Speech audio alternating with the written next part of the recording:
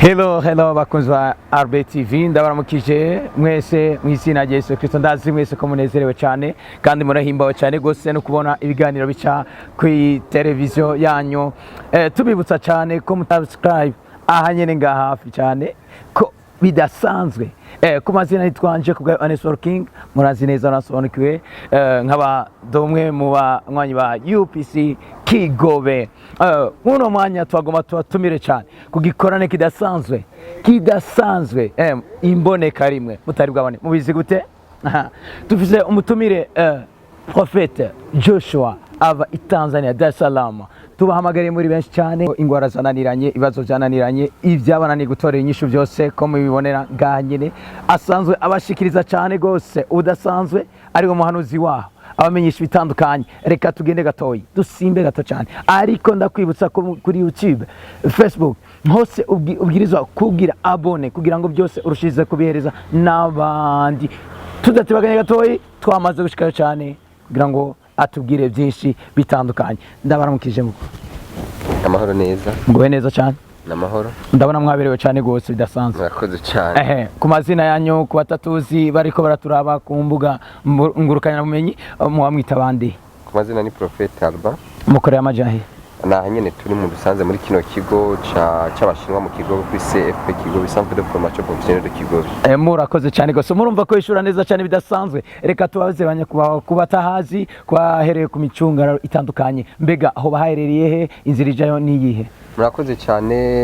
ufata Avenue du Cinquantenaire iryo barabara ubona imbere yitwa irya Kigobe abazanana muri ville kote yo muri ville baraza bakururukira aha bita kuri station Bogase hariho n'ishami rya Bankobu maze ugacumanuka ngaho ucabona nyene ukazunguruka ikigo hepfo hariho Phonique maze ugaca winjira yego twabaye ikaze rero murakoze cyane gose murabyumva ngoma ndabibutsa ntimwibagire kugira abone ngaho munsi ego tudatebaganye kugira kandi baratubwira neza ko ibitangaza birakorekana ingwara zananiye zirakira nibyo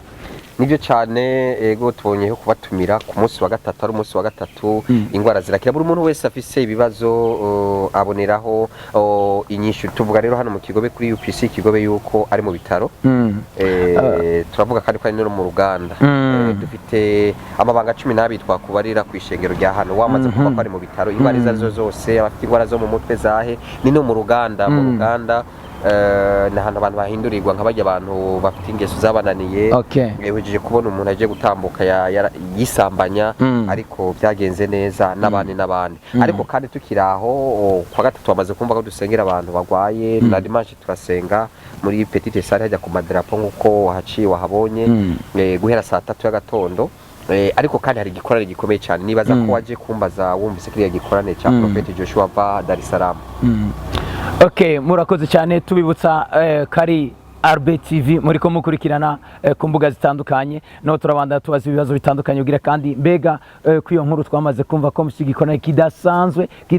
mu bidasanzwe igikorane cya mbere mwari mumaze gukora kuva Eglise itanguye mbega coba kimeze gute kugira ngo muhe umuco abo twamaze kubibwira nivyo ni igikorane c'imboneka rimwe Prophète Joshua n'umuntu w'Imana n'umuhanuzi ndetse n'umuhanzi araririmba azobana natwe muri ico gikorane kizoba catanguye itariki 4 tuzogitangura itariki 4 hano kizomara indwi yose gushika itariki 11 n'umuntu w'Imana arimo imbaraga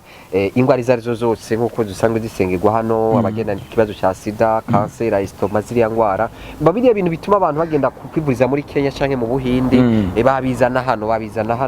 bakabona ubutabazi Imana izabagira neza niki twikibazo cyaje cyose Matayo 11:28 niho Yesu Kristo yavuze ngo nimuze abarushe n'abaremerewe n'abananiwe ndabaruhure rero icyakuremereza icyaje cyose nimba ari ubukene nimba ari ikibazo cy'ubukene nimba ari ikibazo c'ingwara nimba ari ikibazo c'umubano mubi any problem buri kibazo cyaje cyose tuguhaye ikaze ndaguhaye ikaze kuza kandi nanje nk'umuhanuzi nkagutumirira gukanda kugira subscribe kuri RB TV ndetse no gupartage kwagira share ugapartage abandi abagenzi inshuti n'abagenzi kandi ntibagire no kubatumira cyane cyane abari mu Burundi n'abari hanze ikibuga cy'indege kirakora cya Bujumbura abantu benshi ntibari babizi nimuze mu Burundi n'amahoro bimeze neza nta n'ingwara dufise biriya bigwara twumva ngo birahanahana byakubise abanyamerika byakubise baki mu Burundi ntabyo turabona nta bihari rero ntutinye rero kuza karibu yesa nk'umugisha. Okay, murakoze cyane gose mwamaze kumva ko yabibukije aho mushobora gukanda kugira ngo mukurikirane byinshi bitandukanye ibirushirije mumaze kwashika muzobona byinshi bitandukanye. Bye bye. Turabashimiye cyane bakunzi ba RB TV ingene mwadukurikirana ndetse mudasiba kudukurikirana cyane bidasanzwe. Turavuze tuti muhezayigo cyane gose kuri micro yari nje kubwa Honest War King,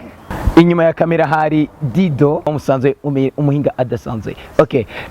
mubandanye mukurikirana cyane mutibagiye gukanda aho hepfo nyene kugira ngo mubandanye yandikisha mubirabire cyane kuri YouTube,